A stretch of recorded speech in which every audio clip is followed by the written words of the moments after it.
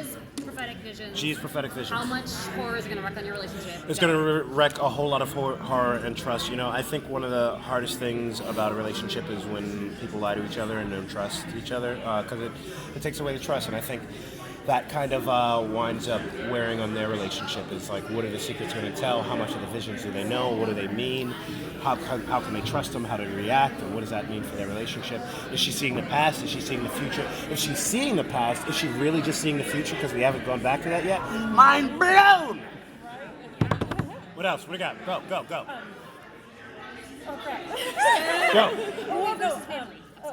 Sorry. No, I really like the Rufus's initiative this season. Like, he came out like a badass. Yes. Right there next to Wyatt and called Wyatt on his Yes. crap and stuff. So, can you tell us more about Rufus's character and those kinds of things coming up this season? Yes, Rufus has grown a little bit. He, definitely is that same guy. He's still an introvert, doesn't particularly want to go to the past, but he knows he has to, so he's complaining a little bit less about it. Hook your mic up. Don't mess that up. Put that mic in there, whatever you got to do.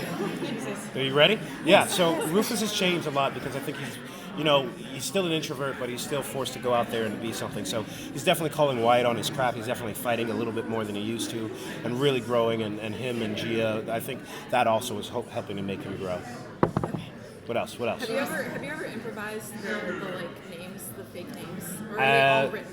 They're all written. I very rarely improvise fake names. I usually have something. I usually just improvise random sort of riffs and callbacks. I'm usually the fan service ad-libs, like the clock blocker stuff, and like I did something at the Wendell Scott episode where I go, I don't know, I can do the blah blah, which for me was a callback to the James Bond episode when he was trying to disarm the nuke. So I do random ad-libs like that, which uses a lot more this second season. So Rufus and me are the same sense of humor, so you'll see that a lot more this season. What do you find more satisfying, saving the day from the technical standpoint or from the action standpoint? Both, man. They're both. I really love exploring a hero whose biggest superpower is his genius. But at the same time, I love it when he's able to scrap and surprise himself, and being able to be physical with these guys. And how it doesn't come easy to him. It doesn't come easy to him to fight. It doesn't come easy to him to kill a man, but he knows what has to be done. And Kripke talks about, what makes a really interesting character is not someone who's just willing to fight, but someone who doesn't want to fight and is forced to do so anyway. Yeah, because in the fourth episode, because of Gia's premonition, he does end up killing someone. He does. That he didn't want to. Yeah. So, will he be putting more jams? Will that really put like a wedge between the two of them? I think it's going to be a huge wedge between the two of them, is wondering should he trust these things and what he winds up doing as a result. And how that affects the time team in general. And I think really the visions and their ability to trust each other will really come to a crossroads as the season winds down. Will he push her to reveal that to I the think rest they of both the get others? pushed a lot. Yeah. Okay. How do you like filming in LA? So much better than Vancouver. I like heat, and I enjoy going home.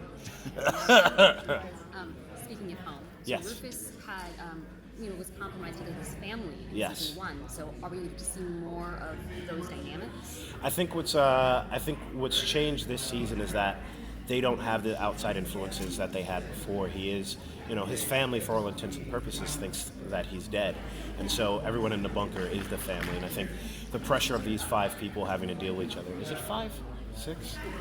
I don't know. You guys will figure it out in editing. But the pressure of these guys having to be in this one room and deal with each other and not reach their families and the people that they love outside of just here are really going to come to head as the season comes along. Were you surprised by the intense fan reaction to get the show back? Yes. By a lot.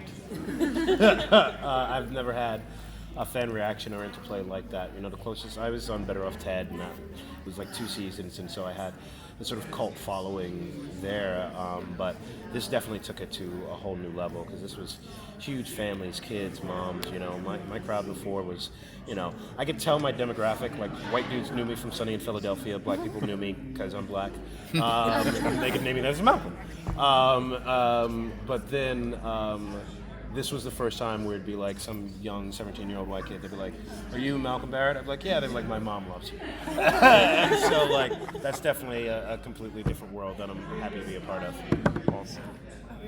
Thank you. All right.